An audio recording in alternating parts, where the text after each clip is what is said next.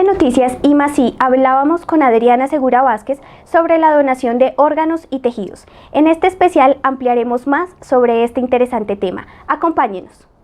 Evidentemente también es importante que la familia de uno sepa, en general, no solo de donación, sino de todo lo que uno quiere al final de su vida.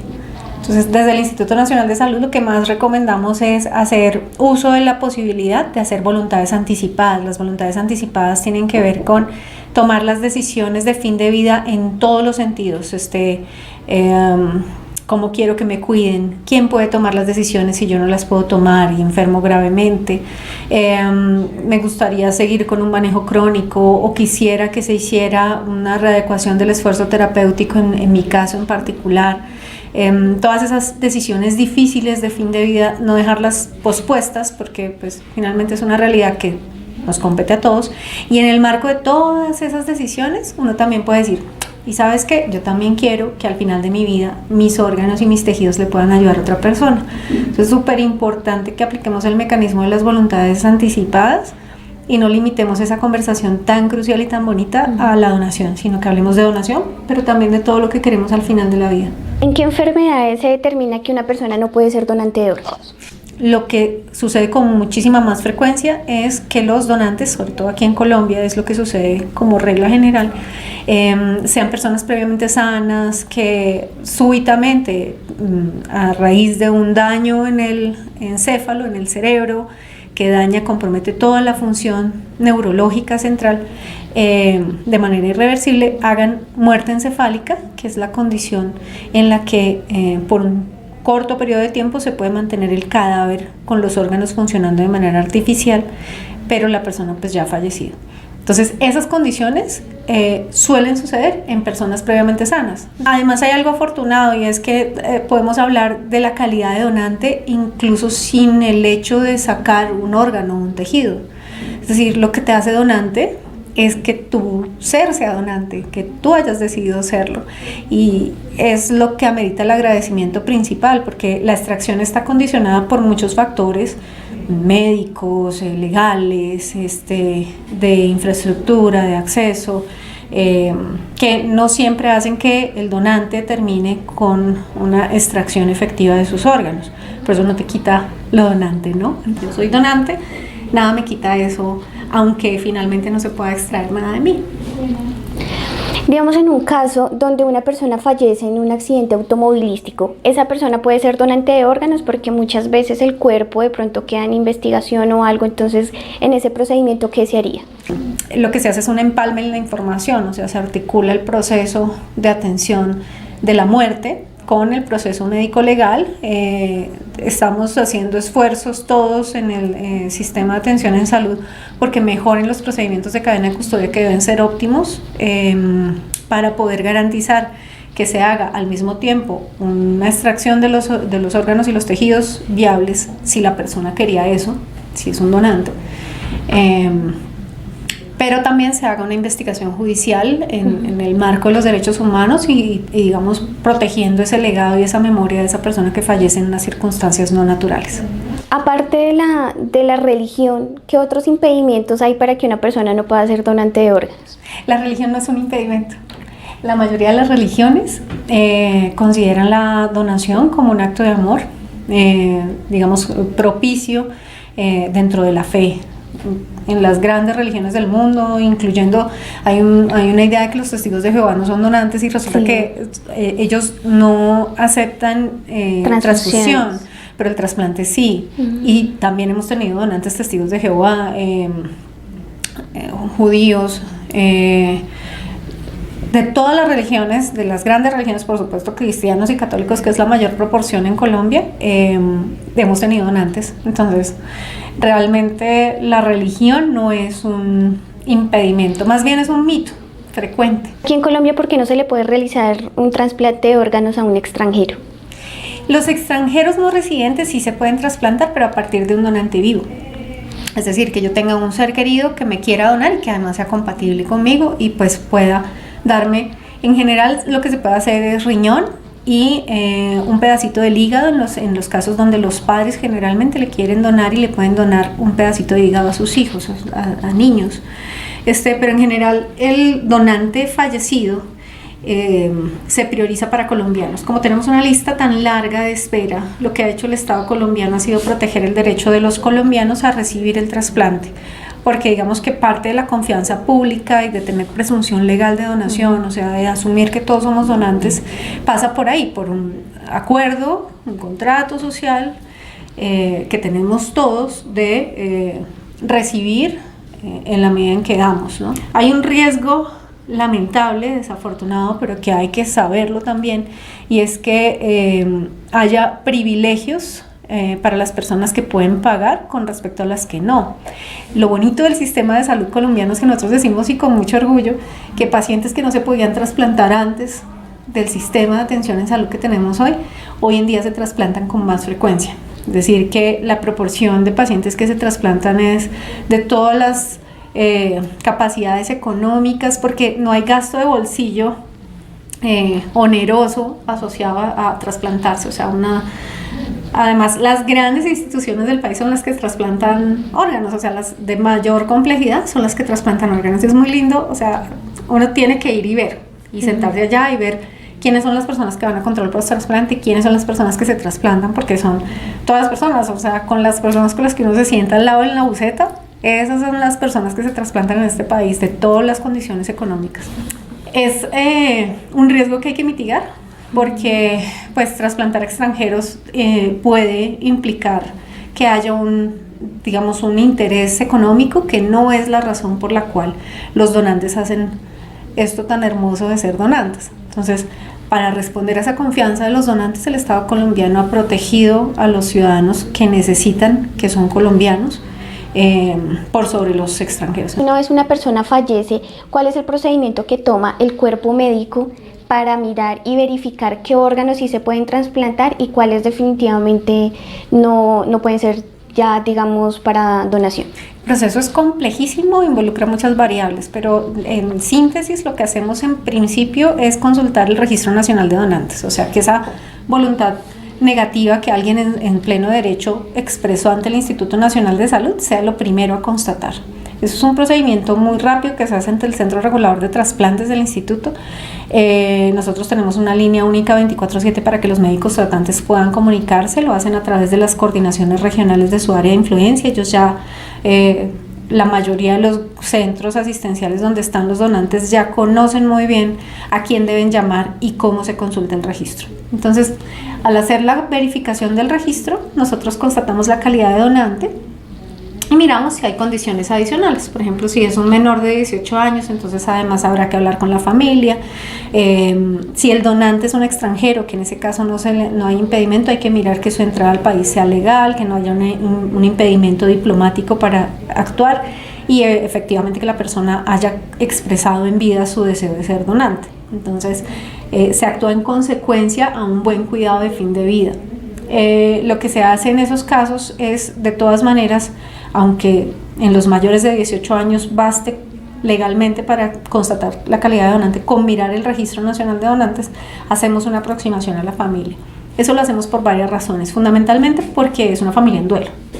Están viviendo el peor momento de su vida y hay que acercarse a ellos con el respeto y la dignidad que merecen y que el donante hubiera querido, porque claro, yo quiero donar, pero también quiero que mis seres queridos en ese momento de dolor sean respetados y sean tratados con cariño. Entonces nos acercamos a ellos, evaluamos las condiciones en las que están para afrontar una eventual extracción y también con las familias que quieren apoyar el proceso y que tienen la información más cercana del ser querido que ha fallecido, indagamos sobre posibles antecedentes de riesgo o enfermedades que pudieran condicionar el trasplante o poner en riesgo a los receptores. Luego de que hacemos esa aproximación con la familia y tenemos un contexto adecuado, armónico, humanizado para hacer la extracción, hacemos la coordinación de los equipos. La logística puede ser muy compleja, puede involucrar más de 100 profesionales de salud de todas los rincones del país, bueno, de las grandes ciudades del país, y estos profesionales se coordinan a través del Centro Regulador de Trasplantes del Instituto Nacional de Salud para llegar a una misma hora, empezar el procedimiento y hacer la extracción uno por uno de los componentes anatómicos. Cada órgano y cada tejido tiene un equipo experto que lo extrae. Entonces, digamos, no se puede hacer, por eso no se puede hacer en una bañera, porque el órgano es complejo de extraer, requiere unas condiciones quirúrgicas muy complejas, pero además requiere unos procedimientos de logística, de traslado de los equipos, que no son fáciles de armonizar. Nosotros desde el instituto hacemos esa coordinación, los equipos llegan, hacen la extracción de los componentes anatómicos y el médico coordinador, que es como nuestro pivote en todo el proceso asistencial de atención al donante, se asegura de que el cuerpo sea entregado dignamente, bien sea a medicina legal, a través de policía judicial para la necropsia que corresponda, o a la familia en los casos en los que pues, la muerte haya ocurrido por causas naturales. Aparte de la ley 1805, ¿qué otros procedimientos y qué otras iniciativas tiene el gobierno para de verdad incentivar a la gente a tomar esta decisión de salvar la vida? Yo creo que lo más importante que está pasando en el sistema de atención en salud, que digamos es el alcance que tenemos desde donde estamos nosotros parados, es que se armonice el cuidado de los donantes con el cuidado de las personas que están muriendo. Y eso es súper fundamental, o sea, hay una ley de cuidados paliativos en Colombia, está ya parcialmente reglamentada, tenemos mecanismos de voluntades anticipadas y lo que queremos es que haya un trato digno para el donante como lo que hiciéramos para nuestros más amados. Creo que en eso significativamente mejora toda la calidad del proceso de donación y creo que esa es la estrategia más importante porque realmente la subdetección, los fallos en el manejo de los donantes, la posible resistencia de la familia, el dolor que les produce un mal proceso asistencial a veces, todo eso incide en la posibilidad de obtener los componentes anatómicos. Entonces, solucionar todo ese problema asistencial implica una serie de estrategias que tienen que ver en últimas con que podamos decir al final de la vida tuve un trato digno o mi más amado tuvo un trato digno y por tanto fue fácil y fue bueno y fue lindo obtener los órganos para trasplante. ¿Qué trasplante está cubierto por el POS? Todos. Los que no son experimentales están cubiertos por el sistema de atención en salud. El aseguramiento es pleno, la gente, como te decía, para acceder a esos procedimientos no tiene que pagar un peso, o sea, es absolutamente hermoso. Yo creo que es algo de lo que tenemos que estar orgullosos porque además es un logro social y la gente no sabe eso. O sea, pero nosotros hacemos un aseguramiento solidario que permite que si yo necesito el trasplante, yo voy a acceder a ese procedimiento con las garantías iguales a las que tiene todo el mundo. Por supuesto, en un país como Colombia hay inequidades en temas que tienen que ver más con el desarrollo y con la capacidad de las personas de, digamos, hacer agencia, de estar pendientes de los controles, de los medicamentos. A veces las dificultades son de articulaciones, tenemos todavía una fragmentación muy grande en el sistema. Entonces, claramente hay unas dificultades que en donde sí es visible que tenemos barreras de acceso para la población más vulnerable, pero aún así el hecho concreto de que yo tenga pacientes trasplantados de todas las edades que pudieron acceder a un trasplante que es impagable desde el bolsillo, o sea, yo no lo podría pagar. Es así de simple, o sea, la inmensa mayoría de los colombianos no podríamos pagar un trasplante si dependiera solamente de sacar la plata de nuestro bolsillo. Hoy en día lo podemos hacer, podemos acceder al trasplante y por eso vale la pena tener en cuenta que ese sistema de aseguramiento nos da la plataforma también para poder ser donantes y hacerlo de una manera tranquila y sintiendo que hay justicia en ello. ¿Cuánto tiempo tiene un equipo médico para extraer los órganos de una persona que ya falleció? Muy poquito, corriendo. Lo que ocurra debe ocurrir muy rápidamente. En general, los promedios de atención desde el momento en que se detecta la muerte de la persona y se hace el diagnóstico de muerte encefálica hasta el momento en que se extraen los componentes anatómicos son de 18 a 24 horas. Entonces es muy rápido, pero en parada son 6 horas. En climas cálidos tienes 6 horas desde el momento en que para el corazón hasta el momento en que obtienes los tejidos. Entonces es muy exigente, creo que también por eso tenemos un reto grande con parada cardiorrespiratoria porque nos exige correr más. nos exige coordinarnos muy rápidamente, llegar al punto donde ocurre la muerte, hacer la extracción y coordinar los equipos para poder llevar los tejidos de manera óptima a los bancos donde pueden procesarse. ¿Cómo es el procedimiento si, digamos, una persona fallece, pero esta persona no manifestó nunca en vida que quería ser donante de órganos? Procedimiento para la familia, porque si, digamos, la familia no quiere que se donen los órganos, ¿cómo sería? Como te contaba antes, en mayores de 18 años es para todo el mundo, esa es la presunción. El Estado colombiano presume que todos somos donantes a menos que expresamente hayamos dicho lo contrario. O sea, una cosa es la donación y otra cosa es la extracción. Entonces, la calidad de donante no te la quita nadie. Nadie. O sea, si tú no dijiste que no eras donante, eres donante. Y por eso es tan importante, vuelvo al punto de, venga, en vida tenemos que hablar de esto. Yo tengo que pensarme si esta presunción está legitimada por lo que sé, si tengo que averiguar un poquito más, si debo entrar a la página del Instituto Nacional de Salud y mirar un poco más cómo funciona la red para tomar una decisión. Que seguro que si yo veo cómo funciona, me enamoro y digo que sí. Pero lo importante, lo esencial, es que todos sepamos que automáticamente, al no decir que no, eso es un sí. Para ser donantes. Ahora, una cosa es que yo te done y otra cosa es que tú obtengas aquello que yo te doné. El hecho de que yo sea donante no obliga a la extracción ni obliga a que te trasplanten a ti con los órganos míos. Entonces hay una serie de condiciones médicas y técnicas que hay que evaluar para llegar de la donación a la extracción del componente anatómico. Y ahí es donde el proceso es más complejo. Estudios que hemos hecho en Colombia, poquitos, pero los hay. La inmensa mayoría de la gente dice sí. O sea, si tú le preguntas a la gente, yo quiero ser donante. Cuando le preguntas a la gente si estarían en disposición de donar los órganos de su familiar, ahí es donde la gente empieza a decir, uy, caramba, yo lo haría conmigo, pero no estoy segura de si lo haría, si tomaría esa decisión por otro. Por eso es tan importante que hablemos de este tema. Y no hablamos de este tema por algo muy, muy curioso, pero es así, y es que le tenemos miedo a hablar de la muerte. Entonces, es como, yo creo que a todos nos ha pasado, es como para un meme. Si eres colombiano, tu mamá te ha dicho, no hables de que te vas a morir porque dice que de eso no se habla, ¿cómo se le ocurre?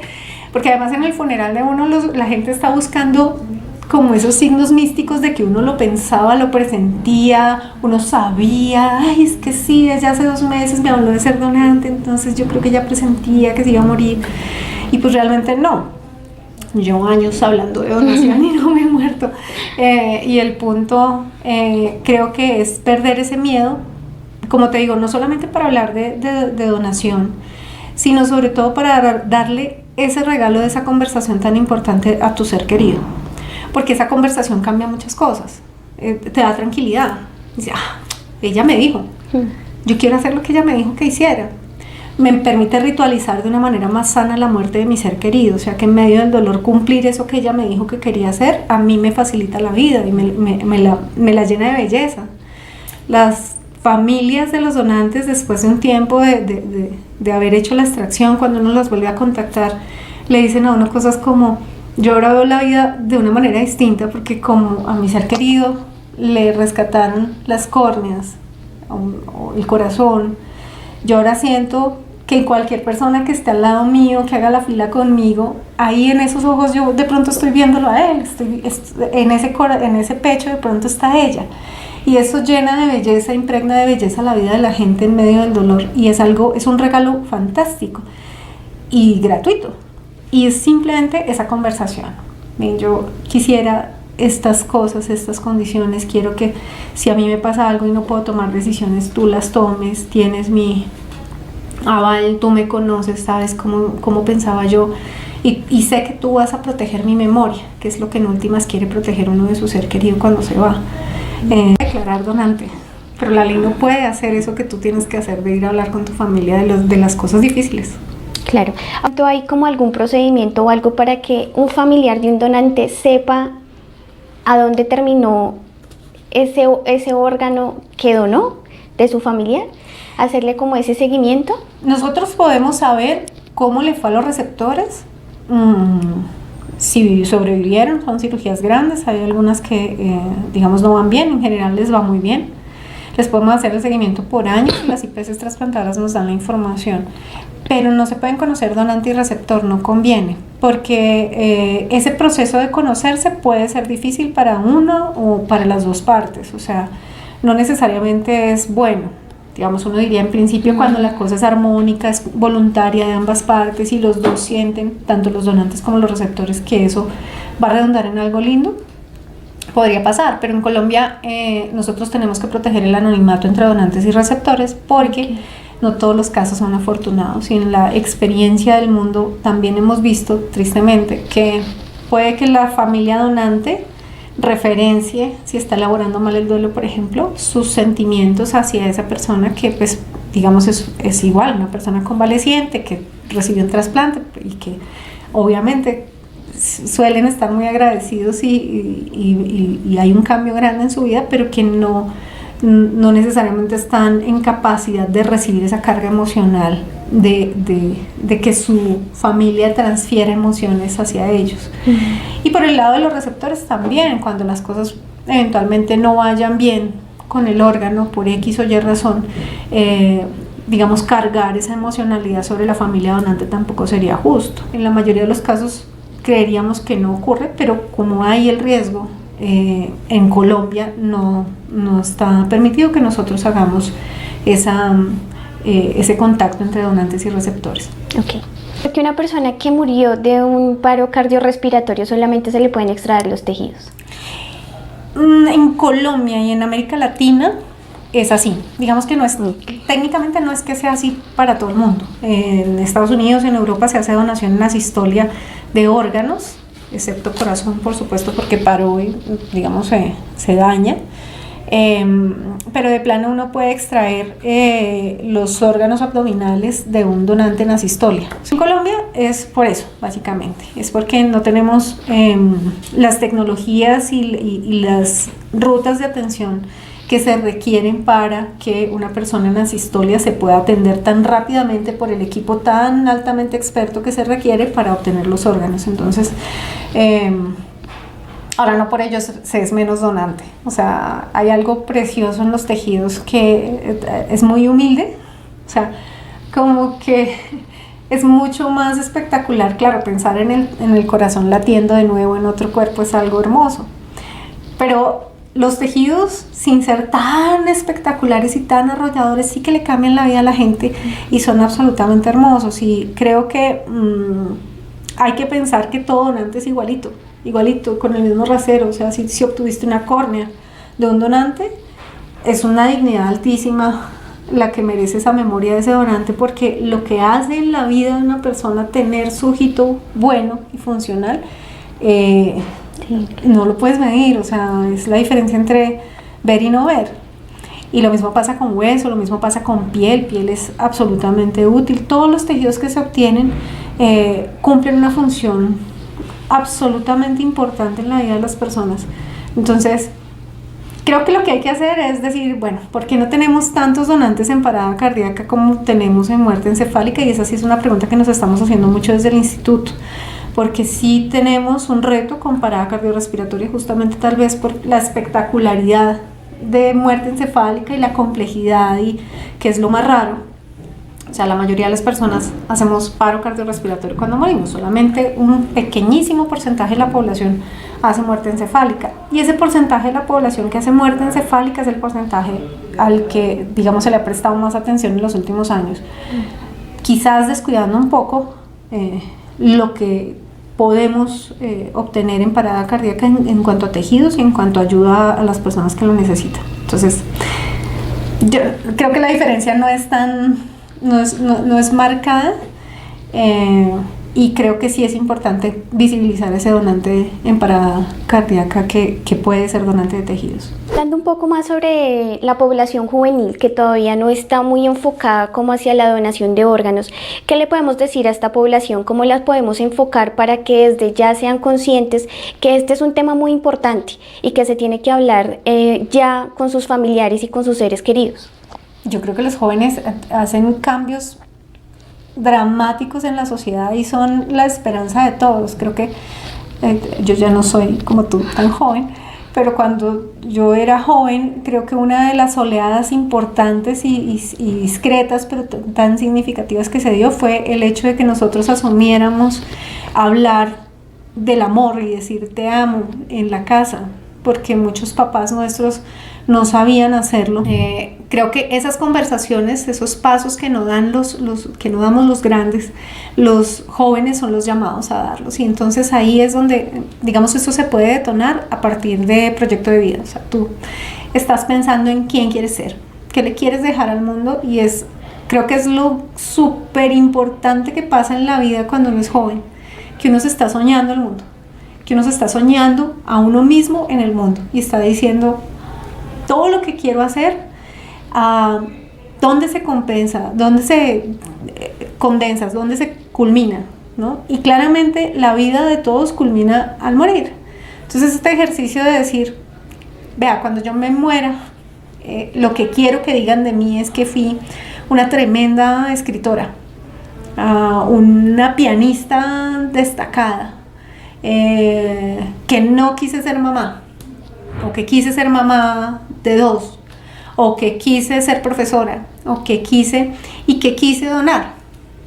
Primero es con uno, porque tiene mucho que ver con proyecto de vida, es algo que requiere cierta madurez, o sea, y no madurez de creer, digamos, de mirar el mundo como con severidad, sino la madurez real de decir, bueno, estoy aterrizada en el mundo y soy un ser humano que tiene mucha potencia para hacer cosas, pero que tiene que tomar decisiones para proyectar su vida, para que eso tenga un resultado y un impacto en el mundo, ¿no? Y para que yo me pueda morir contenta, pueda estar contenta y me disfrute el proceso porque sepa dónde voy. Entonces, la primera conversación es con uno, es ya, es ahora, es cuando, mejor dicho, están oyendo esto, ya hay que decirlo, como qué es lo que quiero al final de la vida que quede de mí.